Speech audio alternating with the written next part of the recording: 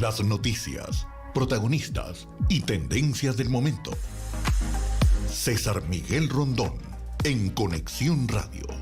La voz que cuenta la historia mientras ocurre. Muy buenos días. Son las 9:01 de la mañana de este miércoles 12 de abril del año 2023. Está usted en la sintonía de En Conexión Radio por Éxito 107.1 FM, la radio del sur de Miami, territorio éxitos. También nos puede sintonizar usted donde se encuentre gracias a la aplicación Actualidad Media Group que usted va a descargar de manera gratuita en su celular.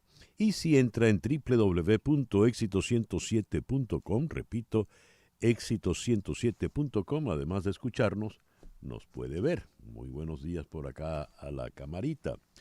Recibo el saludo de Fidel Moreno en San Antonio de los Altos Mirandinos, allá en Venezuela. Ali Hernández está en Montesilvano, Italia. Mirna Mujica nos saluda desde Caracas. Hola Mirna. Ana Gersoni nos saluda de Cavezzo, provincia de Módena, en Italia. Oye, tenemos hoy audiencia italiana. Manuel Leventis está en... Ay, se me perdió Manuel Leventis. Estaba en Houston, Texas. Y en Houston también está... A ver, Guillermo Triana, no, él está en Humboldt, Texas. Guillermo Triana, Estrella Suárez en Ciudad de México. Chere Ramos, siempre consecuente en Caracas. María Isabel Vargas en Tennessee. Magali Hernández está en Dublín, allá en Irlanda. Johnny Bermol en el Maravino en Madrid. Gracias por reportar la sintonía de En Conexión Radio. En Conexión Radio es una producción de Floralicia Anzola para Éxito 107.1 FM. Buenos días, Floralicia. Buenos días, César Miguel. Buenos días, querida audiencia de toda la costa de Estados Unidos y la que nos escucha, esa diáspora venezolana que nos escucha por el mundo. ¿Cuál costa? Porque Estados Unidos tiene dos costas, la Exacto. este y la oeste. Bueno, en la costa este. La del oeste también nos escucha, pero está durmiendo. Pero también podría decir esta costa. Sí. Ah, caray. Laura Rodríguez está en la producción general. Buenos días, Laura. Muy buenos días a todos. Mariel Sofía Rodríguez está en Madrid. Ella se encarga de la producción informativa. Buenos días, Mariel Sofía. Hola, muy buenos días desde Madrid a todos los oyentes y al equipo que está en el estudio. Pero está en un túnel, Mariel Sofía, ¿no? Con ese eco. Tiene una vocecita de muchachita chiquita. Sí. ¿Quién la oyera? Jesús Carreño está en la edición y montaje, Daniel Patiño en los controles. Buenos días, Daniel. Buenos días, César, y feliz día al Ecuador, o la semana. Estamos en el Ecuador de la semana para el equipo. Ajá. El miércoles. ¿Y cómo se llama la que dice que es el ombligo de la semana? El ombligo de la semana, eso sí, también lo podemos decir. Muy bien. Hablando del Ecuador, hoy se cumplen años de la Fundación de Cuenca. Y allá está el amigo Rómulo Aponte. Y ante el micrófono, quien tiene el gusto de hablarles, César Miguel Rondón. La cuña, la PID. La PID, vamos a poner la PID. Sí. Sí, la habíamos oído. No importa, yo lo digo. Okay.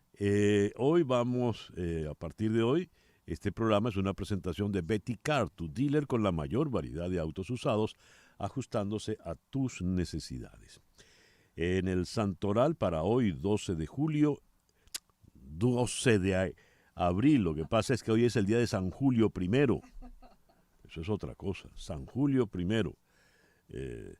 San Alferio Abad Italiano, San Basilio de Pario, obispo italiano, Basilio Díaz, Basilios, hay varios Basilios, Basilias no. En el calendario astrológico de Enrico Mariani, tenemos que para el día de hoy continúa la luna menguando en Capricornio, luna para recuperar el tiempo perdido, luna para trabajar en solitario, para dedicarse a todo aquello que le represente exigencia, concentración. Es una buena luna para todo lo que tiene que ver con finanzas, abrir cuentas bancarias, Es la luna para poner los pies en la tierra. Luna menguante en Capricornio, Sol en Aries cuando nos amanece este miércoles 12 de abril del año 2023. Nuestra agenda para el día de hoy. Vamos a conversar en Washington con Moisés Naim a propósito de la filtración de los documentos del Pentágono. Esto es un caso de espionaje y Moisés Naim es un aficionado a estos temas de espionaje, además que, como sabemos, está siempre muy, muy bien informado. En Caracas vamos a conversar con Mercedes de Freitas, la directora de Transparencia Venezuela, a propósito de esta razzia que lleva adelante Tarek William Saab, razzia contra la corrupción, pero es una razzia bastante opaca, no se conocen los procedimientos, no, tampoco los nombres de los implicados, los que están detenidos. En Santiago de Chile vamos a conversar con el periodista Jorge Gómez Arizmendi. Es la segunda vez que Chile reduce su jornada laboral. La primera fue en 2005, cuando se disminuyó de 48 a 45 horas, y ahora se ha disminuido de 45 a 40 horas. Vamos a conversar con el actor cubano Gilberto Reyes, que va a participar en el montaje de Un Dios Salvaje, la obra de la francesa Yasmina Reza, que se va a montar acá en Miami. Y hoy es el día de los niños de la calle. Ese va a ser nuestro foro en esta mañana. Hashtag Niños de la Calle. Vamos a contar con Leonardo Rodríguez, director de la Asociación Civil Jóvenes y Desarrollo. Él está en Caracas. Y en Huancavelica, en Perú, vamos a conversar con Esmeralda. Esmeralda es delegada y vocera de Molacnats, un movimiento de niños trabajadores, instancia de articulación de los movimientos nacionales, y ella tiene una escuelita allá en Huancavelica. Esa va a ser nuestra agenda para el día de hoy. Cuando repasamos lo que es la efemérides de este día, ya lo habíamos dicho, en 1557, el 12 de abril, se fundó la aldea de Cuenca. El 12 de abril de 1633, la Inquisición en Italia acusa de manera infundada a Galileo Galilei. Lo acusan de herejía. El 12 de abril de 1671, el Papa Clemente X beatifica a Santa Rosa de Lima, quien se convierte en la primera santa nacida en América. El 12 de abril de 1861 se inicia la Guerra de Secesión en los Estados Unidos, la Guerra Civil. El 12 de abril de 1869, en Cuba, Carlos Manuel de Céspedes asume como el primer presidente de la República en armas porque estaba contra el Reino de España. Recordemos que Cuba es el último país que se independiza de España. El 12 de abril de 1875, se descubre el primer yacimiento petrolero en Venezuela. El 12 de abril de el año 1945 muere el presidente Franklin Delano Roosevelt. Fue presidente durante 3 periodos, del año 33 al año 45. Y el 12 de abril entonces del año 1945, Harry S. Truman se convierte en el 33º presidente de los Estados Unidos. El 12 de abril de 1961, Yuri Gagarin se convierte en la primera persona en viajar al espacio exterior, con lo cual la Unión Soviética le daba un paso adelante a Estados Unidos en la carrera espacial. El 12 de abril de 1996, Yahoo comienza a cotizarse en la Bolsa de Valores de Nueva York. Siguiendo con presidentes de Estados Unidos, el 12 de abril de 1999, Bill Clinton es citado a la Corte Suprema por el falso testimonio en el escándalo de sus relaciones sexuales con la becaria Mónica Lewinsky. El 12 de abril del año 2002, Pedro Carmona, empresario venezolano, asume la presidencia, disuelve todos los poderes públicos, con lo que se consolida un golpe de Estado. El 12 de abril del año 65 de nuestra era, muere Séneca, el filósofo romano que había nacido en Hispania y muere condenado al suicidio por el emperador Nerón.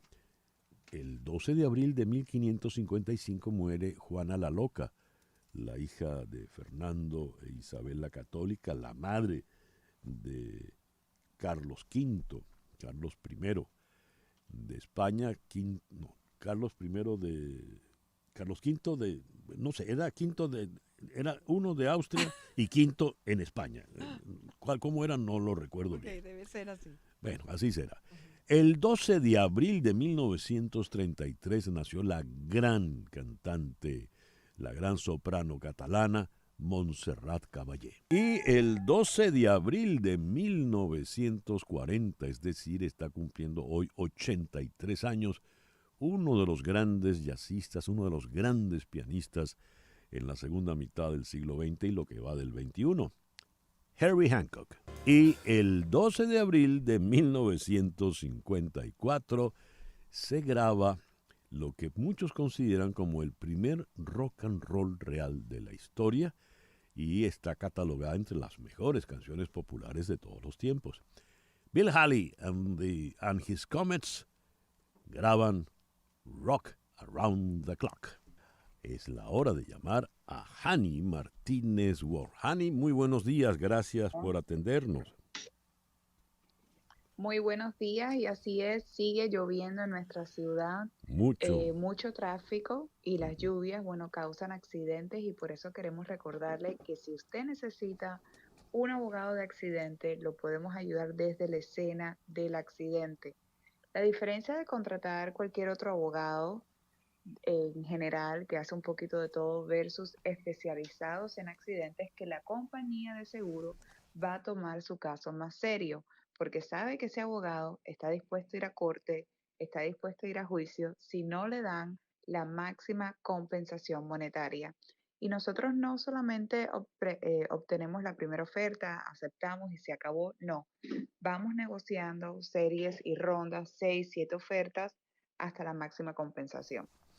El teléfono de Hani Martínez Ward que usted debe tener allí en la memoria, guardado en la memoria de su teléfono celular, es 855-DOLOR55.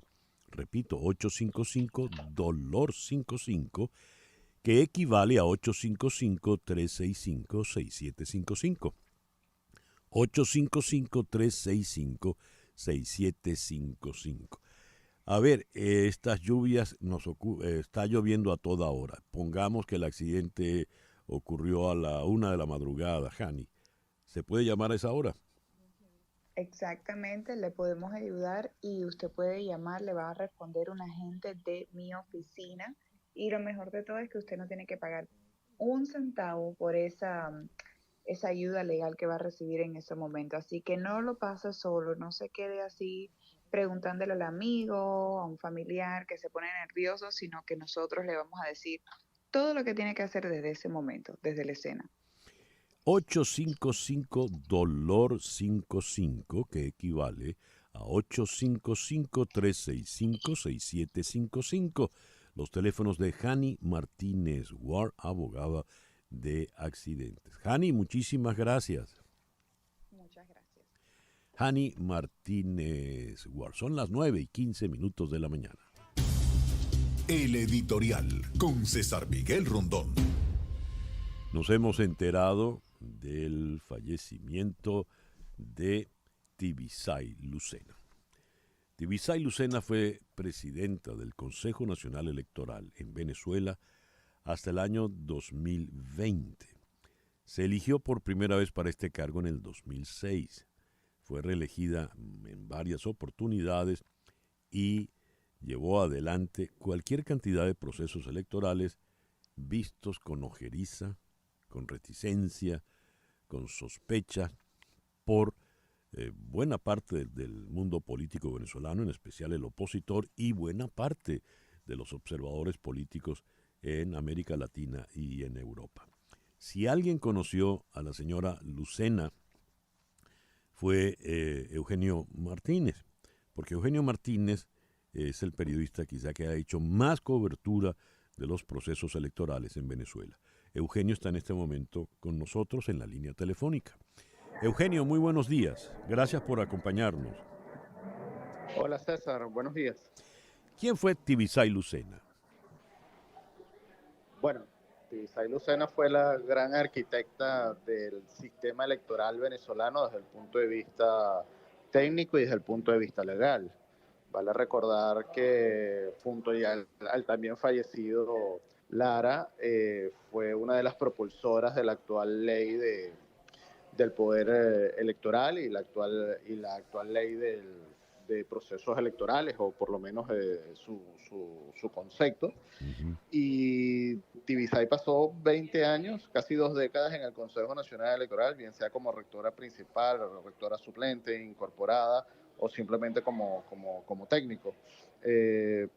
Por las manos de Tibisay pasaron tal vez en roles de rectora suplente o rectora principal, creo que las decisiones electorales más emblemáticas del país en las últimas 2 décadas.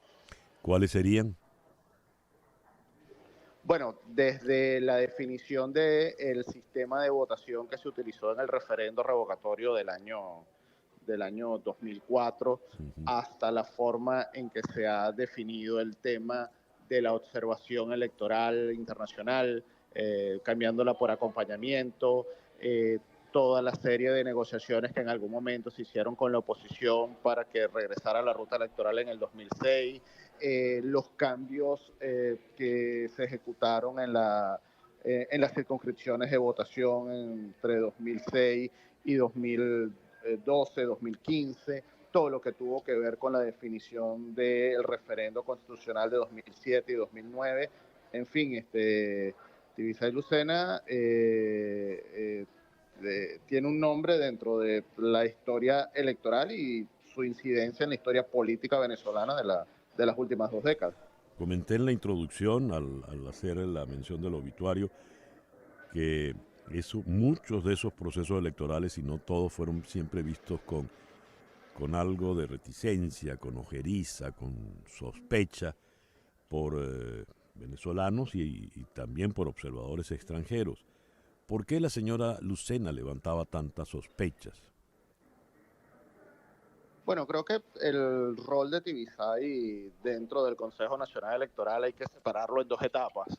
Una primera etapa eminentemente técnica, que fue la que le ganó respeto internacional, porque el nombre de Tibisay Lucena significaba mucho fuera de Venezuela en los temas electorales. Esta primera etapa meramente técnica fue diluyéndose con el paso de los años a una figura que se fue convirtiendo cada vez más política, con decisiones que dejaron de ser técnicas para hacer decisiones más que todo de índole político. Y justamente cuando Tibisay hace ese cambio entre la figura técnica que le dio nombre internacional y la figura política que quería alcanzar peso propio dentro del Estado, dentro del gobierno venezolano, pues eso empezó a afectar en buena medida la percepción que los actores contrarios al gobierno venezolano podían tener sobre las decisiones que se tomaban en el Consejo Nacional Electoral. Tal vez lo más emblemático, o tal vez el punto de quiebre, no solo nacional, sino internacional, es el resultado de la Asamblea Nacional Constituyente del año 2017, sí, cuando Smartmatic termina acusando a Tibisay Lucena de leer un boletín de resultados diferente al que el sistema automatizado había registrado. Ese tal vez fue el último episodio que terminó por, digamos de alguna manera, opacar o manchar el perfil técnico que por mucho tiempo tuvo Tibisay. Podríamos decir, Eugenio, ya para concluir, que fue responsable directa de mucho de lo que ha ocurrido en los últimos 20 y tantos años en Venezuela. Por omisión y por acción, Tibisay Lucena logró que los venezolanos confiaran en el voto en una primera instancia, que el voto se entendiera como una herramienta de cambio y posteriormente, con sus acciones o con omisiones, hizo que un sector muy importante de la población desconfiara justamente del sistema que ella había construido, para bien y para mal, genio y figura, como se suele decir coloquialmente. Eugenio, muchas gracias por estos minutos en el programa de hoy. Un abrazo. Eugenio Martínez cubrió como periodista durante muchos años todas las acciones de Tibisay Lucena. Tibisay Lucena falleció en Caracas, venía luchando durante muchos años contra un cáncer muy fuerte y ha fallecido a los 63 años de edad. Son las 9:22 de la mañana, una pequeña pausa y al regreso las noticias de Estados Unidos, Venezuela, Cuba, América Latina y el mundo. Esto es En Conexión Radio. Continuamos en breve con César Miguel Rondón en Conexión Radio por Éxitos 107.1 FM. César Miguel Rondón está en Conexión Radio por Éxitos 107.1 FM. 9:25 de la mañana. Noticias de Estados Unidos con César Miguel Rondón en Conexión Radio. Última hora, Richmond, Indiana, un incendio que comenzó ayer en la tarde en una planta de reciclaje en la ciudad de Richmond, en el este de Indiana, emitía humo tóxico y obligó a ordenar la evacuación de unas 2,000 personas, ya que se espera que arda durante días, según informaron las autoridades. Los primeros resultados del monitoreo del aire se esperan para hoy en la mañana, según los funcionarios del condado de Wayne. Los plásticos se encontraban entre los artículos que se quemaron en la planta y el humo es definitivamente tóxico, según los bomberos. Hoy los funcionarios estadounidenses publicarán el informe de inflación del mes de marzo. Los analistas no esperan ver un aumento importante en la inflación.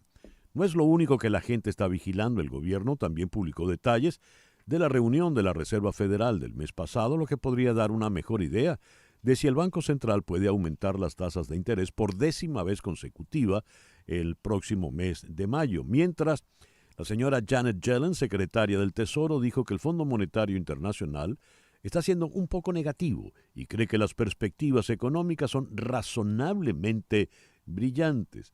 Agregó que a Estados Unidos le está yendo extremadamente bien económicamente y ya publicaron la tasa interanual de inflación que siguió bajando en el pasado mes de marzo por 9º mes consecutivo, se situó en el 5%, un punto por debajo de la de febrero.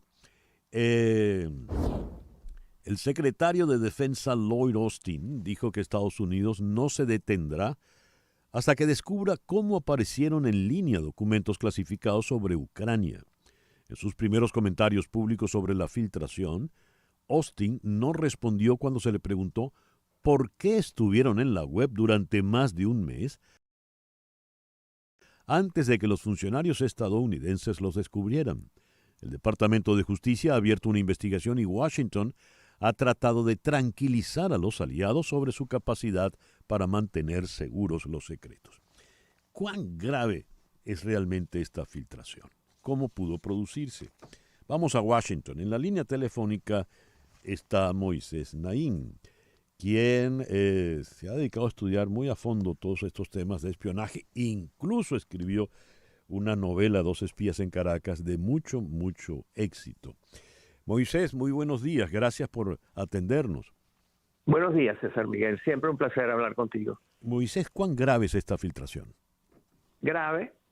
Lo que pasa con estas filtraciones es que nunca se sabe exactamente cuál es su alcance.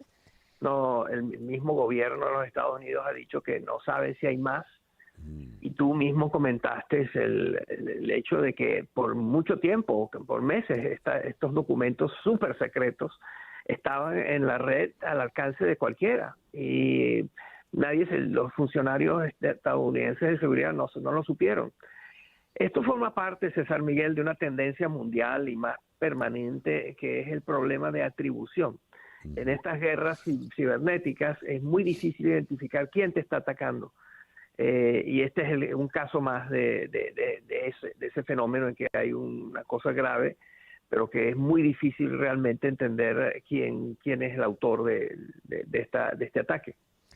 Tiene implicaciones severas en un momento en que hay una guerra en Europa y Estados Unidos es el principal aliado de Ucrania, pero tiene dificultades domésticas el gobierno de Biden para mantener ese apoyo. ¿De qué manera esa filtración puede impactar esta situación?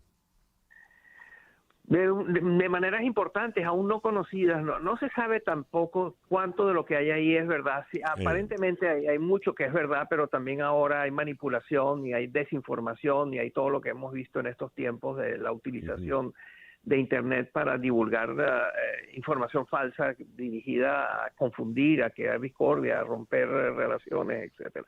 Eso está sucediendo con este caso. Y ciertamente ha impactado el tema del apoyo de Estados Unidos hasta ahora irrestricto sobre Ucrania, que debe seguir un tiempo más, según los propios ucranianos están necesitando mucho municiones y el apoyo militar. Pero aquí en Washington ya hay fatiga por parte sobre todo de algunos diputados, senadores, con respecto a lo que llaman el cheque en blanco que se le ha dado a Ucrania. Entonces eso forma parte del debate y esta filtración de información va a formar parte de ese debate. A propósito de lo que estás comentando, de si hay información falsa o manipulada, cuando hay inteligencia hay contrainteligencia y la contrainteligencia pasa a ser un arma fundamental. Si todo esto no es más que una operación de contrainteligencia, ¿qué ocurriría? ¿Es eso factible, Moisés? Pareciera que no lo es, puesto que hay información que ha puesto en alarma. O sea, la gente que se ocupa de estas cosas en el gobierno de Estados Unidos está en situación de emergencia, tratando de calcular exactamente cuál es el daño, cuáles son las repercusiones, qué ramificaciones tiene, qué reacciones ha producido. Estamos en... la respuesta es sí. Hay importantes consecuencias prácticas de esto, tanto si es desinformación como si es cierto. Ambas cosas pueden ocurrir al mismo tiempo y crear confusión, caos, discordia y conflicto. Y en el caso puntual de la guerra, porque entre las filtraciones parece que el ejército ucraniano no está listo para esa gran ofensiva primaveral y dificultades de todo tipo. Correcto, es así, es un intento muy ambicioso de contraatacar y lo que se llama la ofensiva de este tiempo, pero y esta filtración tiene que ver también con eso, ¿no? Pero también es interesante ver otras cosas que revelaron estos documentos que tienen que ver más con nosotros. A ver. Por ejemplo, entre los documentos, según informa el Miami Herald, entre los documentos hay una propuesta del grupo Wagner, el grupo de mercenarios rusos que están operando en Crimea y en Crimea, sí, efectivamente, y en Ucrania.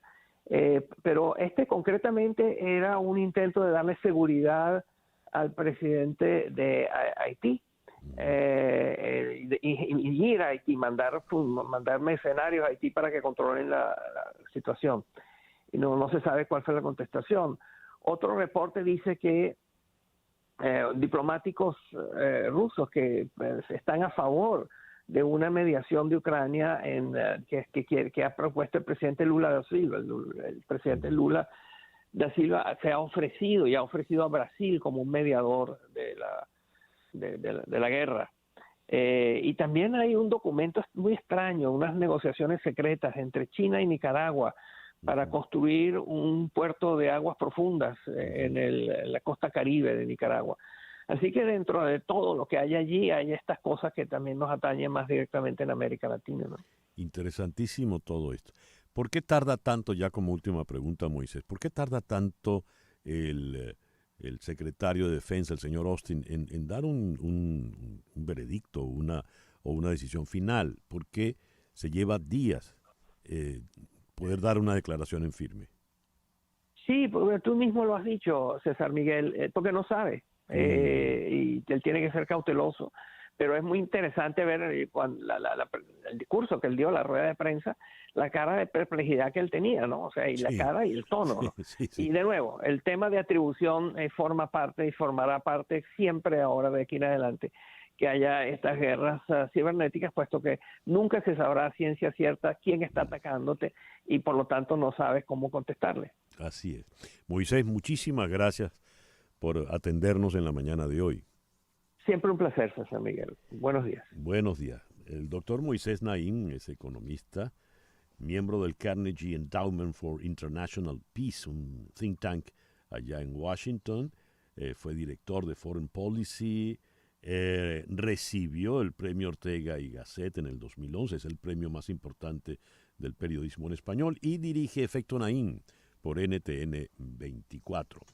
En otras noticias de Estados Unidos, leo que los CDC publicaron datos que muestran que las infecciones por clamidia, gonorrea y sífilis van en aumento. Entre el 2020 y el 2021, la agencia dijo que hubo más de 2,5 millones de casos. Según los informes, los expertos atribuyeron el aumento a una caída en el uso de condones, una educación sexual deficiente y menos pruebas durante la pandemia. 9:34 de la mañana. Lo que ocurre en Venezuela con César Miguel Rondón en Conexión Radio. El régimen de Nicolás Maduro arrestó al colombiano Álvaro Pulido, socio de Alex Saab, señalado como uno de los principales testaferros de Nicolás Maduro. Según fuentes policiales, confirmaron a la redacción de Alberto News que Álvaro Pulido está siendo investigado por esta trama PDVSA Cripto y está detenido en Venezuela. El pasado domingo, el sitio de investigación Armando Info reveló documentos obtenidos que confirman que tanto Saab como Pulido figuran entre los intermediarios que más petróleo se llevaron de PDVSA y dejaron de pagar a la estatal venezolana. La página web oficial del petróleo del gobierno de Guyana fue hackeada y reemplazada por un mapa venezolano que incluye la región del Esequibo de Guayana, días después de que la Corte Internacional de Justicia desestimara la posición de Caracas, según confirmó el ministro de Recursos Naturales, Anán Persó. El titular de Recursos Naturales explicó que el incidente está siendo abordado por la Autoridad Nacional de Gestión de Datos, señalando que hasta ayer el sitio web permanecía fuera de línea. Benjamín Rauseo, conocido como R. Conde del Guácharo, oficializó el día lunes su candidatura a la primaria del 22 de octubre, en la que se elegirá el abanderado de la oposición que se enfrentará a Nicolás Maduro en 2024. Hoy estamos dando el primer paso, el más importante, la unión de voluntades de distintos orígenes, de distintos pensamientos. Señoras y señores, yo soy Benjamín Rauseo y me presento como candidato a las primarias. Eso dijo textualmente. 9:36 de la mañana. Cuba es noticia en Conexión Radio. Mientras las autoridades del régimen cubano salen a justificar sus vaivenes económicos y ahora dicen que la vuelta de los dólares estadounidenses a los bancos es una medida en la dirección correcta y que beneficia a la población, voces desde el oficialismo critican las medidas desesperadas e improvisadas y califican la economía como un barco a la deriva. El ministro de Economía y Planificación, Alejandro Gil, escribió en Twitter que la bancarización del dólar apoya la recuperación gradual de la economía. Cita textual. En plena crisis energética, se va de Cuba una de las 8 centrales flotantes turcas. El director de la Guiteras asegura que, pese al accidente con 2 muertos, la central debería estar lista a finales de mayo. Y pese a las entregas de petróleo ruso, en el mes de marzo se agravó la crisis de combustible en Cuba. En las calles cubanas no hay rastro de combustible, como acreditaron la falta de transporte y los nuevos racionamientos en las gasolineras. 9:38. Lo que pasa en Latinoamérica, en Conexión Radio. Las economías de Latinoamérica y el Caribe crecerán ligeramente este año, pero seguirán enfrentándose a una alta inflación, según el nuevo informe de perspectivas económicas globales del Fondo Monetario Internacional publicado en el día de ayer.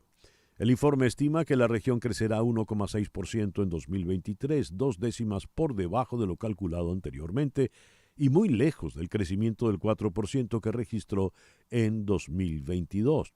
Y es que muchos países latinoamericanos son exportadores de materias primas, algo que jugó a su favor el año pasado gracias al aumento de precios de los alimentos o el combustible que trajo la invasión rusa de Ucrania, pero que lastrará el crecimiento de este año. El presidente brasileño Luis Ignacio Lula da Silva llegó a China para comenzar mañana jueves en Shanghái una visita de Estado con la que busca relanzar las relaciones bilaterales y atraer nuevas inversiones a través de la firma de más de 20 acuerdos. La Fiscalía General de México acordó proceder penalmente contra el jefe del Instituto Nacional de Migración por el caso de los 40 migrantes que fallecieron encerrados en un mortal incendio ocurrido el mes pasado en un centro de detención en Ciudad Juárez. Francisco Garduño será procesado por presuntas conductas delictivas al irrumpir con sus obligaciones de incumplir con sus obligaciones de vigilar, proteger y dar seguridad a las personas e instalaciones a su cargo.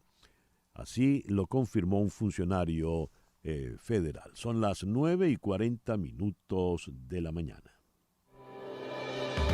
Las noticias del otro lado del mundo. En Conexión Radio. El Consejo de Estabilidad Financiera, que integra a los países del G20, quiere comprobar si la regulación actual de supervisión y liquidación bancaria es suficiente para garantizar la estabilidad financiera. En una carta a los ministros de finanzas del G20, que se reúnen hoy y mañana en Washington, el presidente del FSB, Klaas Knot, dice que la estabilidad financiera se ha vuelto más difícil las últimas semanas como consecuencia de las turbulencias en el sector bancario.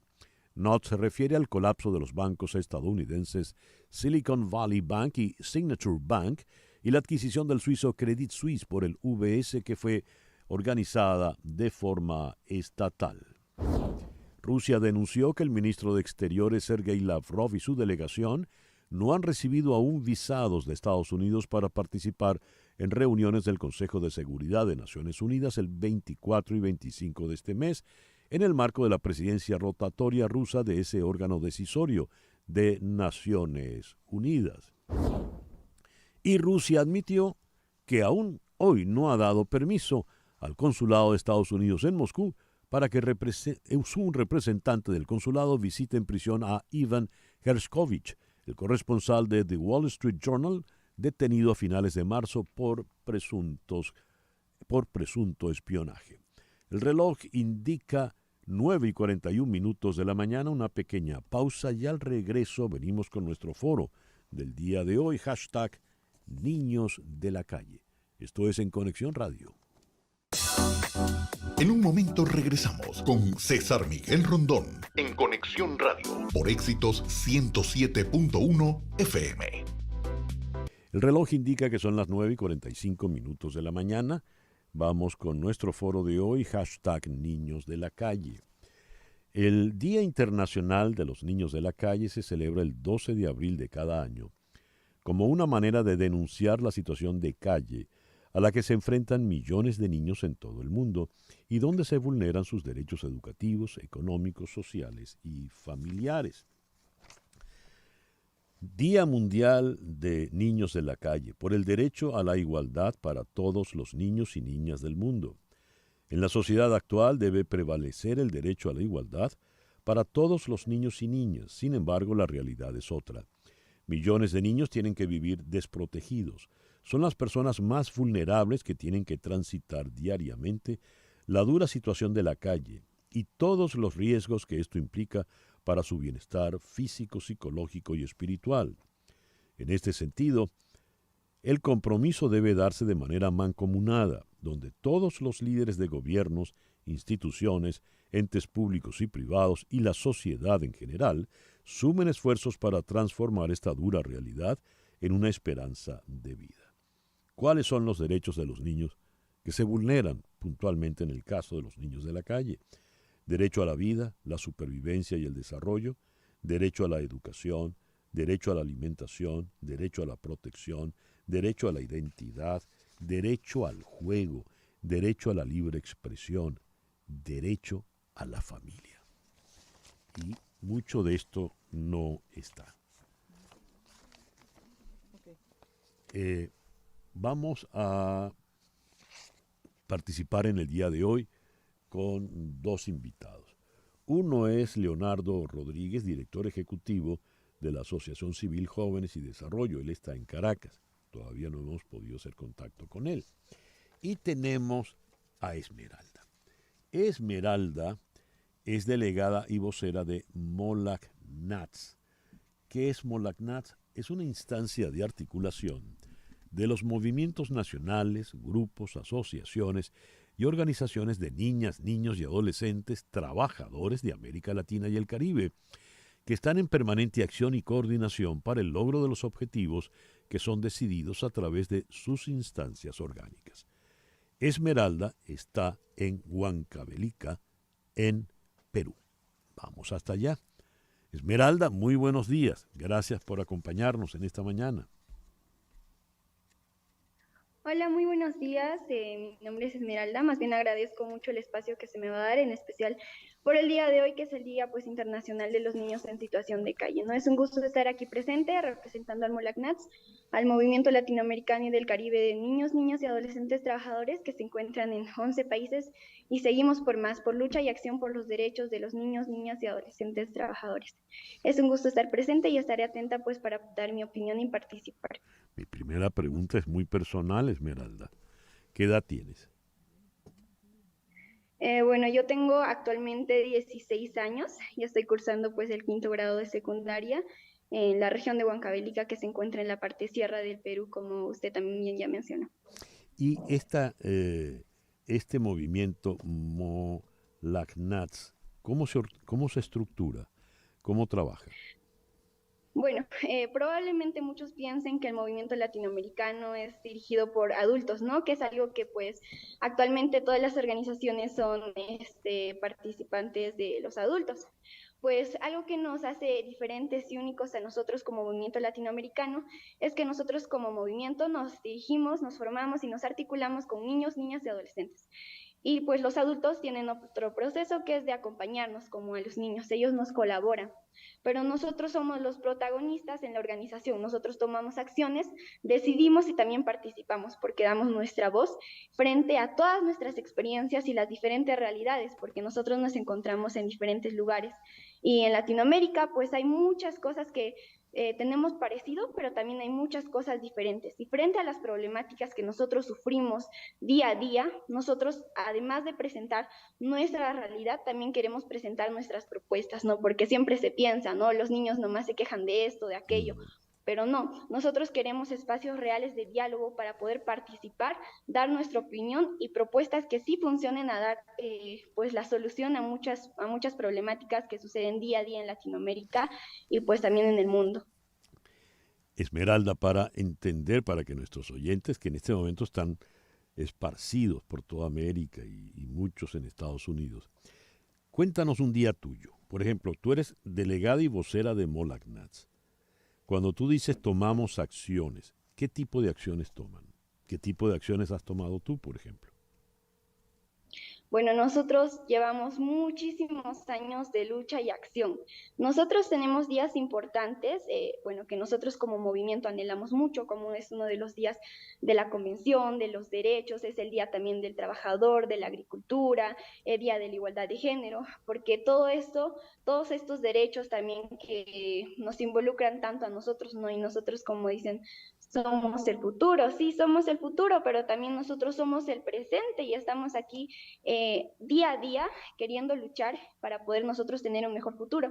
Nosotros realizamos marchas, realizamos conversatorios, realizamos actividades recreativas, realizamos también preparaciones, porque nosotros también nos autopreparamos, por así decirlo, porque queremos conocer más sobre nuestros derechos, políticas, cómo es que funciona nuestro Estado, nuestro gobierno, también nosotros cómo nos sentimos, cuál es el problema que día a día nosotros trascendemos, ¿no? Uno de ellos es el acoso que existen a las niñas y a las adolescentes mujeres. Entonces nosotros identificamos este tipo de problemáticas que no solamente nos afectan a nosotros, sino también a muchos niños, a los animales, a las personas, al ambiente, entre otros. Y es algo que nos importa mucho, de verdad nos importa, y frente a ello, pues nosotros hacemos un plan de trabajo que funciona durante todo el año y identificamos lo que vamos a hacer durante todo ese tiempo para poder lograr incidencia social y política, que es uno de nuestros objetivos. Esmeralda, el Molag Nats, el movimiento del cual tú eres vocera, es un movimiento de niños trabajadores. ¿Tú eres una niña trabajadora? ¿En qué trabajas? Así es. Yo he trabajado desde toda mi vida porque yo vengo de una familia agricultora, son campesinos, y con mucho orgullo lo digo porque es algo muy lindo, la verdad, porque forma parte de mi identidad y mi cultura, más que nada aquí en Huancavelica, que pues la agricultura, la ganadería, pues la mayoría de las familias lo tiene, y es algo que para mí ha sido como algo muy normal, y es algo que me da gusto realizarlo entre mi familia por fechas importantes, que es la cosecha, la siembra, y además que nos ha ayudado a sustentarnos, ¿no? Económicamente, porque nosotros, aparte de consumir lo que nosotros pues cultivábamos, también lo llevamos a vender, y es algo que durante muchos años también yo he apoyado en mi familia en esto de nuestras chacras, los alimentos, la papa, que aquí en el Perú pues es muy consumido, el choclo, entre otros. Y bueno, después de eso también he trabajado como niñera, he atendido restaurantes, cuidado tiendas de abarrotes, y pues actualmente yo estoy ayudando también en un restaurante que funciona por las tardes, y en las mañanas estudio. Muchos piensan también que el trabajo es algo que te imposibilita, ¿no? De estudiar. Muchos dicen que los que trabajan lo usan para drogarse, para tomar, para sus vicios, o lo utilizan para fines malos, o los que trabajan son de malas personas, entre otras cosas, ¿no? Dicen que los que trabajan no estudian, pero es uno de los estereotipos que se deben de romper, porque hay algo que no queda muy claro en la sociedad: qué es trabajo, qué es explotación y qué son delitos, porque se habla de la prostitución, de la trata de personas como trabajo, y esos son delitos y es algo que sí se debe erradicar, pero no más el trabajo digno que realizamos muchas familias y muchos niños, niñas y adolescentes, que pues nos permite solventar nuestros gastos, apoyar a nuestra familia, alimentarnos y educarnos. Estamos conversando con Esmeralda, delegada y vocera de Molag Nats, un movimiento de niños trabajadores. Ella, como le han escuchado, tiene 16 años y está en Huancavelica, en el Perú. Pero este es un movimiento que abarca toda América Latina y el Caribe. Tú estás en una condición bastante privilegiada por lo que he podido escuchar, Esmeralda. En primer lugar, tienes familia. Y esa familia es de alguna forma un apoyo, y el dinero que logras en tu trabajo pues va hacia a la economía de la familia, la economía familiar. Pero muchos de los niños que están en la calle no tienen el privilegio y la protección de la familia. En ese movimiento al que tú perteneces, Molag Nats, en el caso puntual de Huancavelica, y en el caso del Perú, ¿qué números manejan ustedes? ¿Cuál es la situación general? Justamente quería llegar a ese punto para tocar el punto de los niños, niñas y adolescentes en situación de calle. Como usted bien mencionó, yo soy muy afortunada de pues contar con una familia, aunque pues mis padres trabajan un poco lejos y pues yo también me quedo cuidando a mis hermanitos, ¿no? Es algo también normal para mí. Como usted mencionó, la realidad es que no todos tienen familia, no todos tienen unos padres, no todos tienen un hogar y no todos tienen que comer desayuno, almuerzo y cena, lo cual es uno de los derechos que supuestamente el Estado debería de garantizar, al igual que es la educación. Yo afortunadamente frente a mi trabajo también he podido educarme para comprar mi uniforme, comprar mis cuadernos, alimentarme y apoyar en los gastos, pues, en la canasta básica familiar, ¿no? Y es algo que en Latinoamérica, el trabajo también que realizan los adolescentes, que pues según una de las leyes, la Constitución, es de los menores de 14 años, ¿no? Pero la realidad es que las necesidades no van a aparecer hasta que tú tengas 14 años. Vivimos en un país, y más que nada en Latinoamérica, uno de los continentes pues más desiguales, donde existe pobreza extrema, existe discriminación, violencia, entre otros, racismo. Pero también existen niños, niñas y adolescentes en la calle. En nuestro movimiento latinoamericano también tenemos compañeros que vienen de esa experiencia, y la organización les ha ayudado para poder tener un hogar, brindarles también trabajo, apoyarles en sus estudios. Desde su experiencia, yo también conociendo a muchos compañeros a nivel nacional e internacional, pues algo que sí queda claro es que si ustedes ven en la calle un niño que está pues sin hogar, ¿no?, en situación de calle, pues son menores, niños u otros adolescentes de 9, 5, 16 años. Créanme que no les ayudan hablándole mal, insultándole, pues eso también es violencia verbal. Incluso llegan a la violencia física. Ha habido en casos en Perú, en Venezuela y en Colombia donde incluso se han visto las famosas barridas, donde han llegado a matar a uno de nuestros compañeros de nuestra organización. Y es algo que nosotros no olvidamos, conmemoramos y seguimos luchando para que este tipo de violencia, de marginación y también pues de criminalización que existen en los niños en la calle, porque generalmente se dice, ¿no?, que los que están en la calle solamente viven de robar, ¿no?, que los que están en la calle son un peligro para la sociedad, para los niños que están transitando, para los adultos, entre otros. Y también una realidad es que muchos de esos niños que también están y niñas que están en la calle, en situación de calle, pues también tienen un trabajo. Y es algo que les ayuda, es un medio para que ellos también puedan mejorar su calidad de vida, porque el Estado nunca está presente. Ahora, actualmente solamente se preocupa en las políticas, pues la situación política siempre ha sido una de las prioridades, ¿no? Pero nunca en la agenda de las autoridades del Estado y de los gobiernos han estado los niños, niñas y adolescentes presentes. Nunca han estado como prioridad, ni tampoco han estado como algo principal y central. Siempre se habla por los niños, pero nunca se invita a los niños a poder participar y hablar y a dar su opinión. Para mí un punto importante es que los niños en situación de calle se les dé mayor atención, se les brinde seguridad, alimentación y educación. Sabemos que no es un trabajo difícil, porque ahorita las cifras en Latinoamérica son demasiado grandes. Y pues también en diferentes partes del mundo, ¿no? Como sabemos, esto también existe en África, en Asia, pero en Latinoamérica sigue aumentando. Y es una triste realidad porque perjudica y vulnera mucho de los derechos. Pero nosotros queremos que pues estén presentes y se pueda hacer algo frente a eso. No solamente se hable, se diga y solamente por un día se recuerda eso. Queremos que sean día tras día, todos los días como prioridad y en las agendas de los estados y los gobiernos. Entiendo perfectamente, Esmeralda, por qué te han nombrado la vocera de Molagnat, del movimiento, porque me has callado la boca. Y mira que yo tengo toda una vida hablando y hablando. Te felicito por tu elocuencia. Esmeralda tiene 16 años y está en Huancavelica, en el Perú. Floralicia, nuestra productora, tiene una pregunta para ti. Más que una pregunta, quería describirle a quienes no han podido conocerla como la estamos viendo nosotros en la pantalla. Es una joven de piel morena clara, con el cabello liso negro, unos ojos bastante abiertos y una elocuencia, como acaba de decir César, que también hace concordancia con esa imagen. Realmente pareciera que hablaras como si tuvieras 30 años y lo que tienes son 16, y yo realmente me quedo impactada escuchándote y te agradezco muchísimo la participación.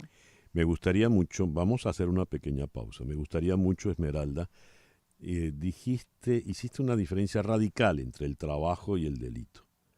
Me gustaría conocer lo que has vivido con, como tú los llamas, los compañeros que están en ese otro extremo y que son vilipendiados y maltratados. Y en la segunda parte se nos va a incorporar el doctor Carlos Trapani, quien es el coordinador general de SECODAP en la ciudad de Caracas. 10 en punto de la mañana, una pequeña pausa y ya regresamos con nuestro foro #Niños de la Calle en Conexión Radio por Éxito 107.1 FM. Una pausa y regresamos con César Miguel Rondón en Conexión Radio. Hablemos de Betty Carr. Tienen el carro que se adapta a tus necesidades. Te lo entregan con la mecánica al día, pulido, limpio y con garantía. Pero lo mejor de todo es que no necesitas ni social ni crédito. No tienes de qué preocuparte. Ellos se encargan de todo. Si tienes poco down payment, también te ayudan a financiarlo. Síguelos en Instagram, @BettyCarsMiami. Allí puedes ver la variedad de vehículos. O llámalos al 786-470-9490. Repito, 786-470-9490. Betty Car, tu dealer de confianza. Son las 10:04 de la mañana. Las noticias de este momento en Conexión Radio. ¿Qué noticias tenemos en este momento, Floralicia? César, la oposición de Corea del Sur instó al gobierno este miércoles a investigar sospechas de espionaje por parte de Estados Unidos a raíz de los documentos filtrados que apuntan a que Washington podría estar espiando a su aliado asiático. Esos archivos publicados en Internet incluyen revelaciones de que Estados Unidos habría espiado a los asesores en seguridad nacional del presidente Yoon Suk-yeol al margen de una iniciativa para garantizar la seguridad en el suministro de armas. El martes, en un intento de restar importancia al asunto, la oficina del presidente Yoon indicó que un importante número de esos documentos eran falsos y el asesor de seguridad nacional afirmó que no existía ninguna intención dolosa en el incidente. Muchísimas gracias. Son las 10:05 de la mañana. Continuamos con nuestro foro en la mañana de hoy con el hashtag Niños de la Calle. Estábamos conversando con Esmeralda. Esmeralda es una joven de 16 años, quien es delegada y vocera de Molak Nats, un movimiento de niños trabajadores.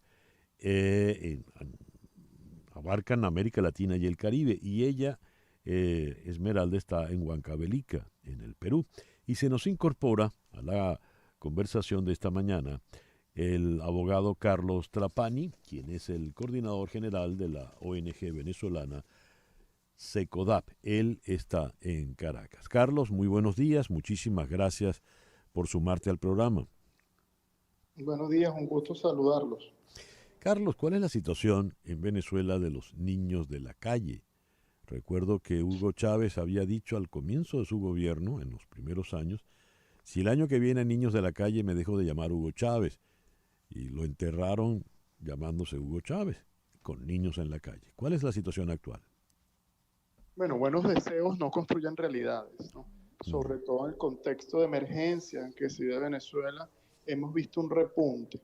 Y el repunte lo hacemos en la afirmación es por lo que podemos observar en las avenidas, en las principales avenidas de la capital y algunas ciudades del interior del país. Tenemos un problema importante de datos. No sabemos cuántos niños se encuentran en esta situación particular. Y ahí hay que dividir, porque puede haber niños que viven en la calle y en la calle encuentran su medio de subsistencia, y puede haber otros niños que permanecen en las calles a pesar de tener una familia. Ambas situaciones son dramáticas, representan una vulneración a sus derechos, pero el no tener datos desagregados, actualizados, no nos permite ser efectivos en el abordaje y conocer la magnitud del problema. ¿Quiénes están más en calle? Son niños pequeños, adolescentes, son adolescentes mujeres, adolescentes hombres. Evidentemente ahí no tenemos información. Y sobre todo que un niño en situación de calle presenta una doble vulneración. Primero, por su condición de niño, que lo hace especialmente vulnerable, los riesgos y las implicaciones que conlleva estar en calle, que pasa desde la violencia policial, la desatención, la desprotección, la explotación. Entonces, el hecho de estar en calle genera una diversidad de daños, por eso decimos que es una realidad pluriofensiva. Hablaba Carlos Trapani, coordinador general de SECODAP desde la ciudad de Caracas. Vamos contigo, Esmeralda. Había quedado pendiente antes de la pausa. Tú habías hecho una diferencia entre el niño que trabaja, ¿verdad?, y el niño que es víctima de delitos.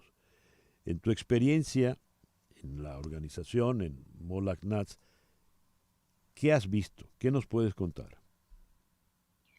Bueno, una realidad también no es que tapemos el sol con un dedo, que existe, ¿no? Existe violencia, delitos, pero también existe, como dije en un inicio, hay una diferencia que debe quedar muy en claro y es algo que no está presente, no está claro para la sociedad y las autoridades, ¿no? Incluso para la misma OIT, que es el Organismo Internacional del Trabajo, que durante años ha ido con la erradicación del trabajo infantil, la erradicación del trabajo infantil. ¿Y cómo es que esa ley de erradicación bajaba a los países y a las regiones? Pues siempre ha sido con violencia. Siempre ha sido con que no, los niños que trabajan en las plazas dan mala imagen a los turistas, de que debemos erradicarlos, y erradicarlos es botarlos, eliminarlos de cualquier forma, pero eliminarlos. Siempre ha sido con violencia psicológica, con violencia física, les tiraban los policías, los serenazgos a los niños, les quitaban su mercadería. Y esa ha sido la forma de erradicación del OIT, siempre y sigue adelante. Pero hasta ahora no se logran cambios. ¿Por qué? Porque simplemente no se toma la realidad. Y siempre hemos querido desde el movimiento latinoamericano poder tener un espacio de diálogo con la OIT, pero siempre nos han negado las puertas. Y siguen haciéndolo, es algo que siempre nos ha molestado, porque no solamente las autoridades nos cierran las puertas, ¿no? Porque dicen, son niños, ¿qué van a saber? ¿Qué nos van a decir? Nosotros al final siempre tenemos la razón y es algo que en el país y en el mundo el adultocentrismo siempre está presente. Por eso también felicito la iniciativa de usted y de todo su equipo para poder tener este espacio de diálogo y no solamente invitar a los adultos, ¿no? Sino también a las organizaciones y los representantes. Es algo que me llena de orgullo porque me doy cuenta de que estamos empezando a cambiar y espero que también los medios de comunicación, espacios de toma de decisiones se dé lo mismo, ¿no? Entonces, yendo al tema del trabajo. En mi organización, la mayoría de los niños, niñas y adolescentes ha trabajado. Venimos de diferentes contextos, otros tienen discapacidades, otros solamente tienen mamá, otros solamente tienen papá, otros viven en casas, hogares, que le brindamos porque tienen 2 hermanos, y es una realidad, aunque parezca un poco raro, pero es así. Y es algo que, pues, seguimos apoyando y seguimos dándole el protagonismo para que puedan alzar su voz frente a las problemáticas.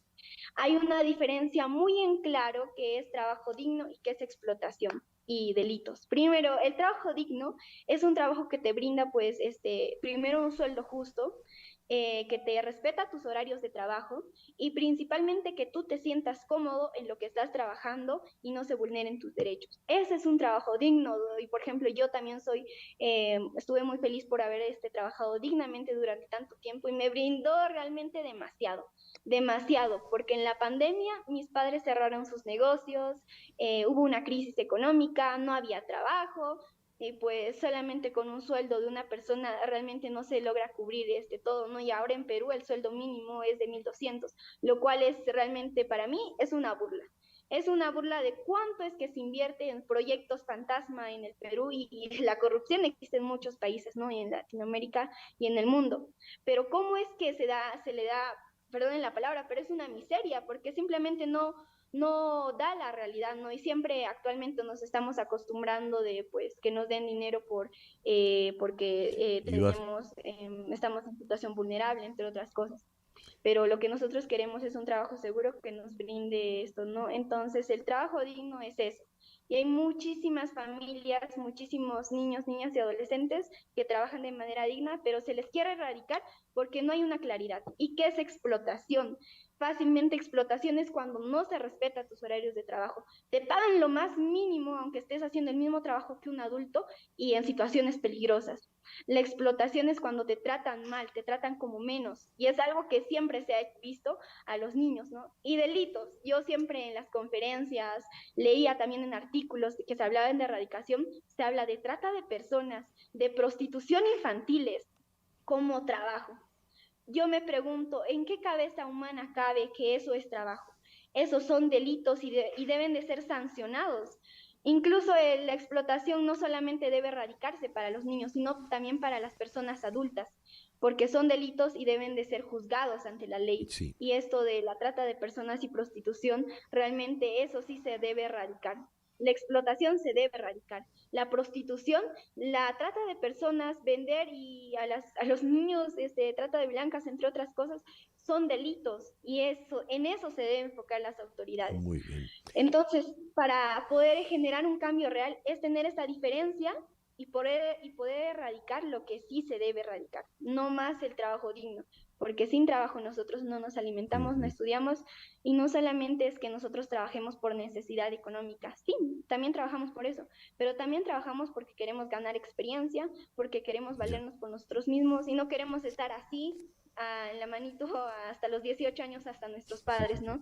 A nuestros padres. Entonces es algo que queremos que también muchos conozcan nuestras razones, las diferencias, para que se puedan ver cambios. Muy bien, muy bien. Hablaba Esmeralda, que cuando habla, empieza a hablar, parece como una de esas latas que se van por la bajada, ¿no? Plan, plan, plan, plan, y no para. Pero ya paró, ya llegó al punto.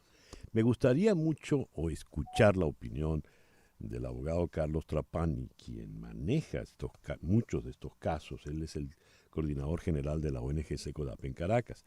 Carlos, por favor, ¿qué nos puedes decir de todo esto que nos ha contado Esmeralda? Habida cuenta que las realidades en América Latina se parecen mucho. Sí, creo que Esmeralda establece todo el marco regulatorio y las obligaciones que asumen los estados para la protección de la infancia en el ámbito del trabajo. Nuestra legislación reconoce el trabajo como un valor. Eventualmente el adolescente de mayor de 14 años puede trabajar previa autorización del sistema de protección. El problema es en qué condiciones y en qué contexto.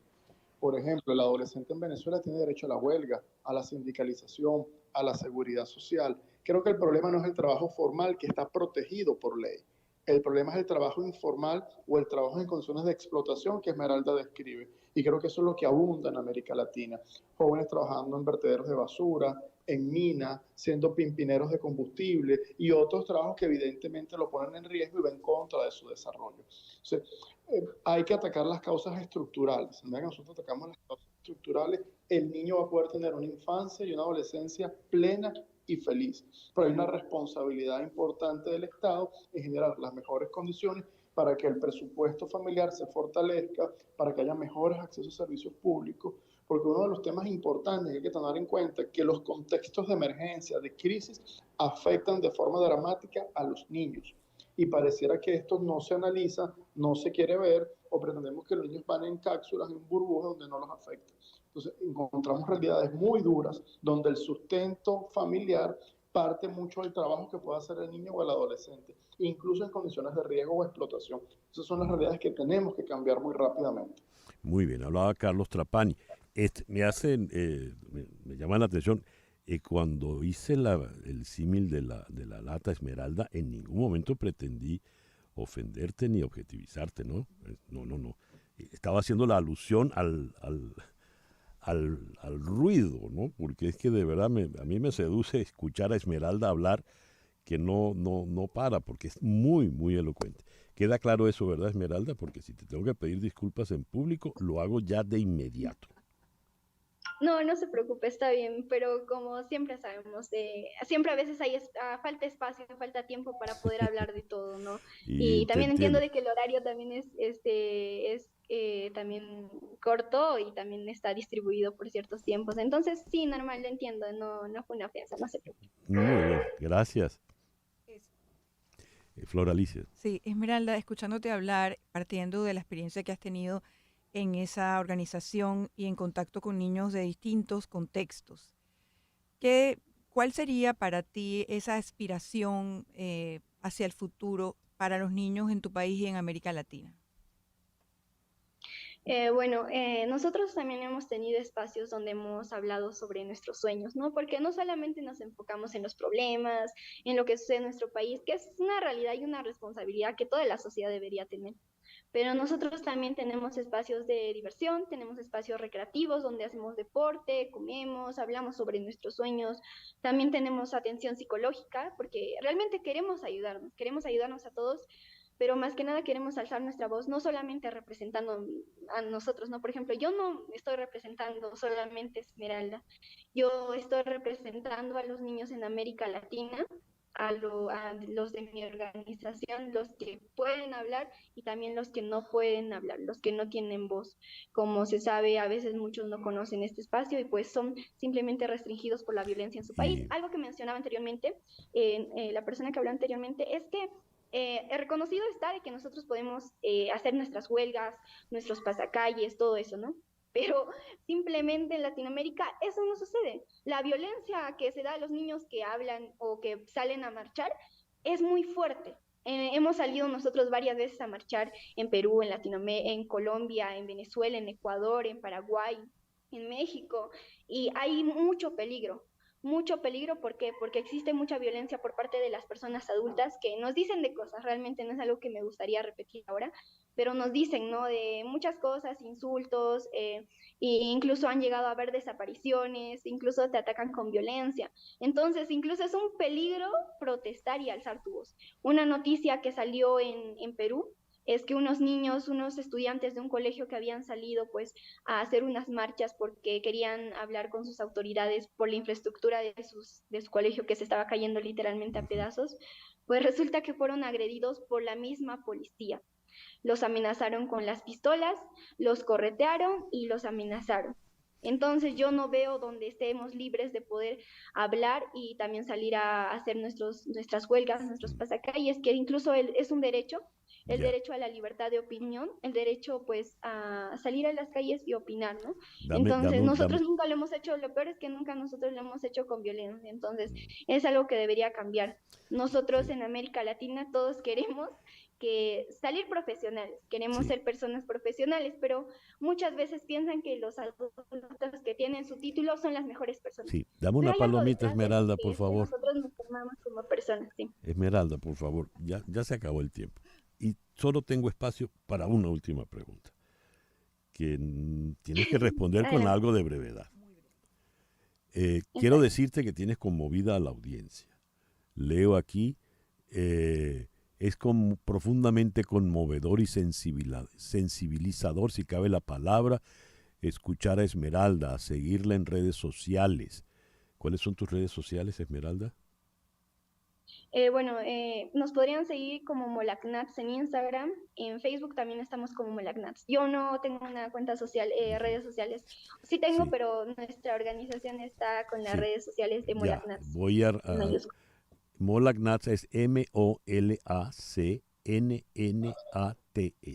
Mi última pregunta, rapidito. ¿Cuál es el sueño de Esmeralda? El tuyo. El tuyo personal, sí. Tuyito. Pues es generar un cambio en la sociedad. Nosotros queremos que esta lucha no solamente se quede en palabras, en fotos, en videos, sino también en acciones. No quiero el sueño de nosotros, quiero el sueño tuyo, Esmeralda.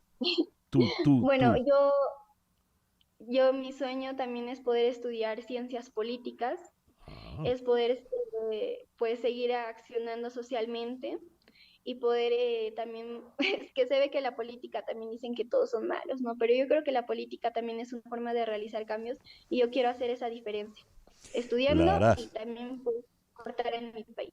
La harás y ojalá esté yo por aquí para aplaudirte cuando seas presidenta del Perú. Esmeralda, muchísimas gracias por acompañarnos en este programa. Muchísimas gracias a ustedes. Esmeralda es, ahora se me perdió el papel, es delegada y vocera, como decíamos, de Molacnats. Ella está en Huancavelica, en Perú. Y entonces también me despido de nuestro amigo Carlos Trapani en Caracas. Carlos, te dejo la palabra ya para concluir. Bueno, creo que Esmeralda dio todas las pistas y las hojas de rutas que hay que seguir. Priorizar a los niños y que el Estado asuma el tema de infancia como un tema estratégico e indispensable para hablar de democracia. Pasa por políticas públicas, pasa por inversión, pasa por una institucionalidad sólida que pueda dar respuesta a la demanda de los niños para transformar la realidad. La infancia dura muy poco, pero los efectos perjudiciales en la infancia duran toda la vida. Entonces es un compromiso ético, legal, humano, poder generarle a los niños un presente mucho mejor. Muy bien, muchísimas gracias, Carlos. Gracias por sumarte al programa. Carlos Trapani, coordinador de SECODAP desde Caracas. Ese fue nuestro foro, #Niños de la Calle. Hoy, el día... ¿A quién le estás haciendo eso? A Esmeralda. Ah, Esmeralda, pero es que no te estaba viendo aquí. Muy bien. Chao, Esmeralda. 10:23 de la mañana, una pequeña pausa y ya regresamos en Conexión Radio por Éxito 107.1 FM. Continuamos en breve con César Miguel Rondón en Conexión Radio por Éxitos 107.1 FM. Son las 10:27 de la mañana. No tenemos todavía a nuestra próxima invitada, pero voy a aprovechar entonces y hago la publicidad del momento. Contratar los servicios de un abogado de inmigración es un asunto muy, muy serio. Establecerse legalmente en Estados Unidos es un asunto muy serio porque requiere de trámites, algunos muy complicados, otros no tanto, pero siempre es bueno contar con la asesoría, el apoyo de abogados con experiencia en estas lides. Y ese es el caso de la firma Canero Fadul Immigration. Tienen más de 55 años de experiencia combinada. Se especializan en visas de inmigrantes, no inmigrantes, visas de empleo, visas de talento, inversión, naturalización, y abarcan todas las áreas del proceso migratorio y con tarifas muy atractivas. Llama al 305-579-9218. Repito, 305-579-9218, y si dices que llamas de mi parte, la primera consulta es gratis. Canero Fadul Immigration, reputación, confiabilidad y efectividad. ¿Qué tenemos ahora, Flor Alicia? Sí, César, bueno, tenemos que una ONG ucraniana reveló hoy la localización de más de 100 centros situados en Bielorrusia, los territorios ocupados de Ucrania y la propia Rusia, en los que las autoridades rusas tienen detenidos y a veces torturan a prisioneros de guerra y a 1 millar de civiles ucranianos. Los datos recabados con entrevistas a testigos y víctimas de estas prácticas pueden consultarse en un mapa accesible en Internet. Uno de los lugares localizados es un centro de detención para presos a la espera de ser juzgados en la ciudad de Irkutsk, de la región rusa de Siberia, cerca de la frontera con Mongolia. Y a las 10:29 de la mañana tengo ya a Mercedes de Freitas en la línea telefónica. Mercedes, muy buenos días, gracias por atendernos. Buenos días, César Miguel, ¿cómo estás? Saludos para todos. Gracias. Mercedes de Freitas es la directora de Transparencia Venezuela. Tarek William Saab ha lanzado a nombre del régimen, en tanto fiscal general de la República, una suerte de razzia contra la corrupción, y ya se supone que son más de 50 las personas que están en prisión por corruptos. Me gustaría tu opinión profesional, ya que has dedicado buena parte de tu vida a esto desde Transparencia Venezuela. Mercedes. No, la opinión es un poco, mi opinión es un poco compleja, ¿no? Por un lado, hace falta que haya investigación y que se procesen en todos esos casos y esta trama que se ve importante, grande y que ha tenido un impacto brutal en la vida de todos nosotros, ¿no?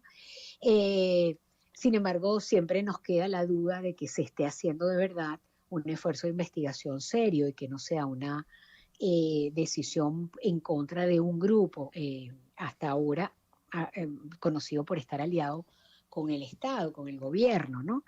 De todas maneras, están saliendo cosas muy importantes que es bueno que los venezolanos conozcan, aunque la mayoría de la información que se conoce no es oficial. No es información que sale directamente ni de la Fiscalía, ni de las policías de investigación, ni de los cuerpos oficiales. Pero bueno, nos quedan dudas, ¿no? Por ejemplo, una duda gigantesca que aparece desde ayer es si han detenido al señor Álvaro Pulido.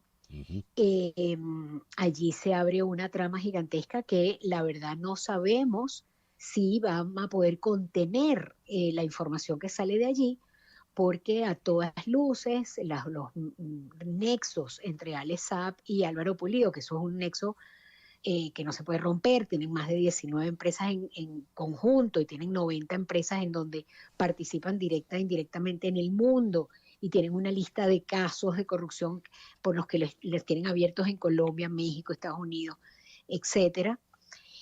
hasta dónde el Estado, el gobierno, las otras personas que están involucradas o que tienen relación con estas personas van a poder parar las investigaciones. La verdad, nosotros no tenemos mucha confianza en que se va a hacer de verdad una investigación, un procesamiento justo y una sanción con, además, lo más importante al final sería la recuperación de los activos, ¿no? Sí. ¿Por qué no tienen confianza, Mercedes? Bueno, porque históricamente lo que ha estado pasando es que los casos que conocemos, cuando se destapa un caso, se castiga a una persona y después, o sea, se dice que se va a investigar a una persona, pero después no se sabe. El caso de Víctor Aular, no, sin ir más lejos, cuando detuvieron al señor Aular, imagínate tú, una persona importantísima dentro de PDVSA, pues resulta que también teníamos la esperanza de que se abriera la investigación acerca de todo lo que estaba pasando dentro de la empresa petrolera, la madre de la corrupción, como nosotros la hemos calificado muchas veces. Sin embargo, salió un documento que filtró cuentas claras donde estaba un sobreseimiento al caso, a Víctor Aular y todo su caso, pero cuando nuestro equipo va a los tribunales para verificar ese sobreseimiento, pasa una cosa mágica. ¿Qué es? No es que aparece no es que no aparece el sobreseimiento, es que no aparece el caso, es como si nunca hubiera existido. Porque cuando cierran un caso tiene que quedar cerrado y el historial y el expediente tiene que quedar allí. Pues no hay nada, no existe. Entonces tenemos nuestra experiencia, nos hace ser desconfiados. Por otro lado, la opacidad continúa en PDVSA, nosotros no tenemos información de qué es lo que está pasando, de cuánto se produce, de quiénes trabajan allí, de cuánto están cobrando, de cuánto está cobrando el Estado, de a quién le está vendiendo, de a quién le ha vendido. La separación entre la empresa y el ministerio no existe porque es el mismo personaje, el ministro y el presidente.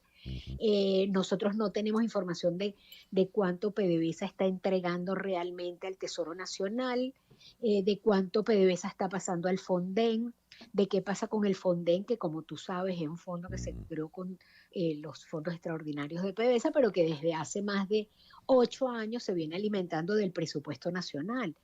Bueno, hay muchas dudas. Creo que tenemos una larguísima lista de hechos que nos hacen dudar de que esto vaya a llegar a un término claro, conocido, donde realmente se investigue a todos los involucrados y conozcamos qué pasó. En resumen, ¿son 3.000 millones los que no se ha cobrado y los que han desaparecido o son 21.000 millones? O sea, la diferencia es brutal y nadie contesta. Y parece que son más de 21.000 también. Ayer conversábamos con Rocío San Miguel de la ONG Control Ciudadano. Ella hablaba puntualmente del caso de los militares. Hay 3 que están detenidos, pero Cabello había hablado de 16, con lo cual hay 13 militares que no sabemos quiénes son ni si están detenidos. ¿Tú tienes alguna información al respecto, Mercedes? No, yo si Rocío no sabe, imagínate nosotros, Rocío que tiene toda esa información interesantísima siempre del mundo militar. Lo que nosotros sabemos es que mucha de la gente detenida había sido militar, porque como sabes el Estado venezolano está pues llena de los cargos del Estado venezolano están llenos de militares. No tenemos información. Lo que sí sabemos es que nos llama la atención todo el tema de que se vuelve a abrir sobre las criptomonedas y los criptovalores. La nueva información acerca de Álvaro Pulido que involucra al ESAP y que uno se pregunta, y toda la campaña de Free al ESAP, ¿qué pasa? Van a seguir defendiendo al ESAP después de detener a Álvaro Pulido. Y además que la trama de Álvaro Pulido y al ESAP se extiende no solamente a PDVSA, se extiende al oro, a la construcción, alimentos, CLAP. Por eso es que decíamos que nos parece muy interesante si es cierto que está detenido y que han allanado las propiedades de Álvaro Pulido, ¿no? Ya. Otro elemento que decía ayer Rocío San Miguel es que no se sabe, no se conoce la cárcel donde están detenidos estas personas. Tenemos... que el Estado venezolano invite a una persona y vaya a reunirse y a disfrutar de un espacio de producción musical dentro de una cárcel en donde el que domina la cárcel sea un PRAN. La verdad es que esto parece todo un cuento, una serie de Netflix de nunca acabar, ¿no? Ya. Y... No tengo más información, César. Todo lo que podemos decir es especulaciones de rumores y rumores, y no queremos contribuir a la desinformación realmente que está acechándonos. Me parece muy, muy prudente y muy correcta tu postura. Voy a leer esto que me llega.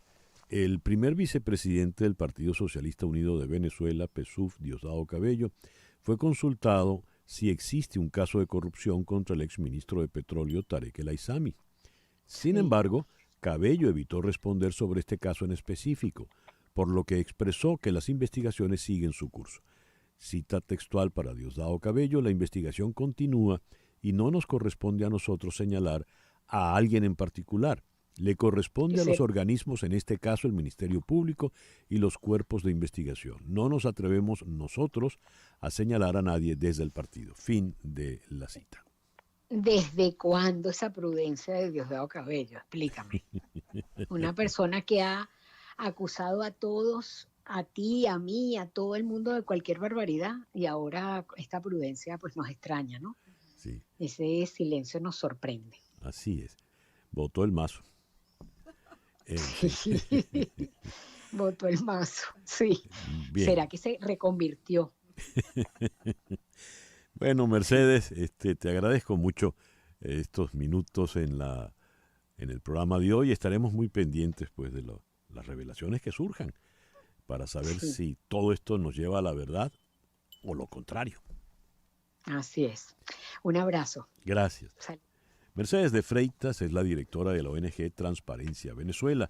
Nos habló desde Caracas. El reloj indica en este momento las 10:40 de la mañana. Una pequeña pausa y ya regresamos con En Conexión Radio por Éxitos 107.1 FM. En un momento regresamos con César Miguel Rondón en Conexión Radio por Éxitos 107.1 FM. El año 2011, el gran director Roman Polanski presentó su versión de Carnage, Le Dieu de Carnage, el Dios salvaje traducido al español, que es un drama de la gran dramaturga francesa Yasmina Reza. Esa producción la llevó adelante Polanski con un elenco magnífico: Christoph Waltz, Kate Winslet, Jodie Foster y John C. Reilly. Un Dios salvaje es un tema interesantísimo porque dos parejas que no se conocen terminan discutiendo y revelándose tal como son a propósito de un incidente que ocurrió con sus hijos en la escuela. Uno le pegó al otro y en fin. Se estrenó originalmente con Isabelle Huppert en enero del año 2007 en París y ha tenido varios montajes. Por ejemplo, Ralph Fiennes lo hizo en Londres. En España, Aitana Sánchez Gijón, Pere Ponce, Maribel Verdú y Antonio Molero la hicieron. En Broadway, Jeff Daniels, Hope Davis, James Gandolfini y Marcia Gay Harden. Pues ahora, para que sepan, la tenemos en Miami.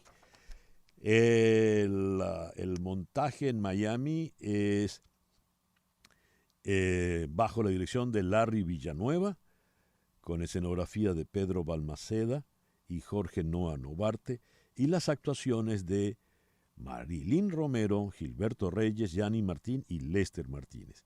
Hoy en la mañana tenemos el honor de compartir vía telefónica con Gilberto Reyes. Gilberto, muy buenos días. Gracias por Muy atendernos. buenos días, César. No, por favor, después de esa tarea que ha hecho usted, eso sí es respeto y seriedad.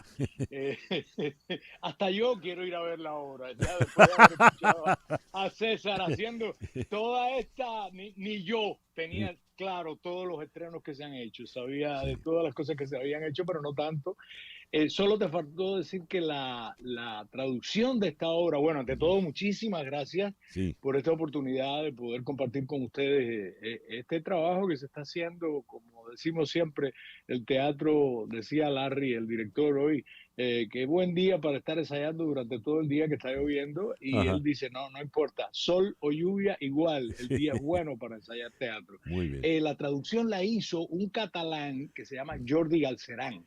Qué bien, ¿Por qué lo tengo tan cercano? Porque él tiene unas obras súper, que tienen muchísimo que ver con esto de Carnage, que es el método Groholm o Palabras encadenadas. Son obras súper locas, por supuesto, que están fuera de toda esta corrección política que hay en los últimos tiempos, y esta obra tiene mucho de eso. Gilberto, ¿a ti te toca cuál papel, cuál personaje estás? ¿Estás en Los Dueños de Casa o Los que Visitan? Soy el esposo de Marilyn, que somos los dueños de la casa, supuestamente los más civilizados, un par de tipos amantes de África, amantes, tú sabes, sobre todo ella. Yo soy un ferretero, ese es mi negocio. Y entonces ella como que ha ido llevando la pareja es bien, no quiero decir demócrata, son amantes de los animales, son amantes de África, son amantes, tú sabes, y se reúnen porque el hijo de esta otra pareja, de Annette y Alain, que es abogado, y ella es una cosa que yo no conozco porque yo soy ferretero, que es, qué sé yo, los patrimonios, se encarga de patrimonios y esas cosas. Ellos lo invitan a la casa para discutir el problema. Te lo cuento porque la obra abre con esto. Que el hijo de ellos le dio con un palo al hijo nuestro, y el hijo nuestro perdió diente y medio, con solo 14 años. O sea, y a partir de ahí se desata la gran locura que todos ocultamos, y es el verdadero yo. El verdadero Dios salvaje. Lo interesante es que los niños no aparecen. Y el talento los niños, el director... Sí, encontramos una cosa muy buena, y es que como que nos convertimos en principio como abogados de nuestros hijos y terminamos siendo nuestros hijos o peor que nuestros hijos. O sea, sale toda esa cosa que tiene uno oculta, es una gran locura, es súper, ella de verdad que hizo la obra es extraordinaria. Sí, Yasmina muy simpática. Tiene mucho talento. ¿Sí? Un detalle maravilloso de Yasmina como dramaturga es que cuando comienza, la pareja que visita está despidiéndose. Sí, y sin embargo no se terminan de ir nunca. Se quedan y se quedan. Y además el final es muy sorpresivo. Sí. El final es muy sorpresivo porque es increíble, pero lo que se va armando, lo que se va entretejiendo con todos los monstruos que tienen toda esta gente dentro, que van saliendo y entrando, y entonces lo mismo se arma un todos contra todos. Así o sea, todo este problema nos saca todas aquellas barbaridades que tenemos dentro. Muy bien. Pero sobre todo, muy lindo lo que se ha formado, o sea, los teatreros, vamos a decirlo de esa manera, porque el teatro, salvo Broadway o lugares donde el gobierno pone el dinero, es muy difícil hacerlo, y todos lo hacemos con mucho cariño. Así es. De hecho, sí, la stage manager es una tremendísima actriz, Claudia Thomas, que está haciendo stage manager. Ella se brindó para hacerlo. Imagínate. Invita, por favor, Gilberto, a nuestros oyentes. Sí, vamos a estar en el Manuel Artimes, en el teatro que está en la 1ª y la 9 Avenida del Southwest. El Artimes, un teatro muy conocido. Y vamos a estar 20, 21 y 22 de este mismo mes, o sea, la semana que viene. Hay un teléfono al que pueden llamar si quieren reservar sus entradas, que nos parecería una maravilla. 305-975-0745. Ahí pueden llamar y reservar sus entradas. Hemos hecho un black box, o sea, estamos haciendo la obra y el público, todos vamos a estar en el escenario. Así que no hay mucha capacidad. Así que les recomiendo que llamen al 305-975-0745. Gilberto, todo el éxito del mundo, ¿ah? Muchísimas gracias, César, por la invitación y por esta clase magistral de la historia de Carnage. Nada que ver. Gilberto Reyes, del elenco de este montaje de Un Dios Salvaje de Yasmina Reza. Y el reloj nos dice que ya son las 10:51 de la mañana. Las noticias de este momento en Conexión Radio. ¿Y cuáles son las noticias de este momento, Flor Alicia? Bueno, tienen que ver con el presidente Biden, quien hizo el miércoles lo que equivalió a una inmersión diplomática en Irlanda del Norte, un territorio que dijo que había sido recuperado para la paz en las décadas transcurridas desde que el acuerdo del Viernes Santo puso fin a la violencia sectaria. Palabras de Biden: su historia es nuestra historia, pero lo que es más importante, su futuro es el futuro de Estados Unidos, dijo Biden durante breves comentarios en la Universidad de Ulster, su única aparición pública en Belfast antes de partir para explorar su herencia irlandesa en la República de Irlanda. Hizo hincapié en que Irlanda del Norte estaba lista para seguir beneficiándose de la transformación económica. La paz y las oportunidades económicas van de la mano. La amplia comitiva del presidente se dirige ahora desde la capital irlandesa al condado de Louth, el noreste del país, el lugar del nacimiento de su bisabuelo, James Finnegan. El clan de los Finnegan, cuya sangre le llegó a Biden por parte materna, vivió en Louth durante años antes de cruzar el océano para empezar una nueva vida en Estados Unidos y, como muchos otros irlandeses, huir de la falta de oportunidades que caracterizó el período de la gran hambruna irlandesa entre 1845 y 1849. Muy bien, muchas gracias.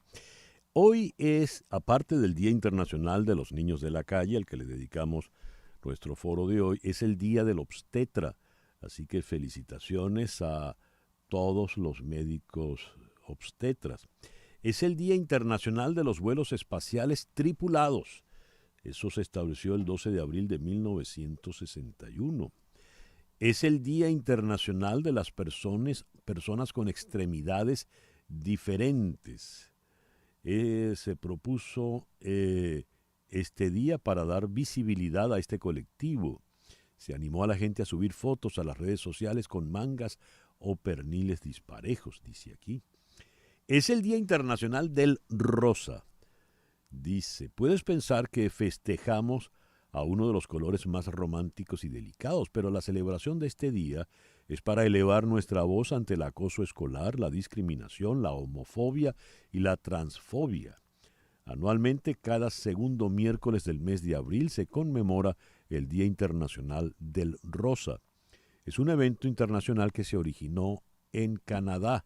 Los estudiantes David Shepard y Travis Price vieron a un estudiante vestido con una camisa color rosa que estaba siendo acosado. En apoyo a este hecho ocurrido, al día siguiente promovieron el uso de camisetas color rosa en la escuela. Es también el Día Mundial contra la Contaminación Acústica. Yo aplaudo por ese día, especialmente en esos sitios públicos donde Dios no se puede hablar. Es el Día Mundial de la Reducción de Gastos Militares. Aquí aplaudo yo con más vehemencia. Hay que acabar con eso. Y es el Día del Decorador y el vidrierista. Vidrierista es el que decora las vidrieras. Las vitrinas, sí. Bueno, vidrieras, vitrinas. Exacto. En fin, felicitaciones a todos. 10:54 de la mañana. Y así nos vamos por el día de hoy. En Conexión Radio es una producción de Flor Alicia Anzola para Éxito 107.1 FM, con Laura Rodríguez en la producción general, Mariel Sofía Rodríguez en la producción informativa, Jesús Carreño en la edición y montaje, Daniel Patiño en los controles y ante el micrófono, quien tuvo el gusto de hablarles, César Miguel Rondón.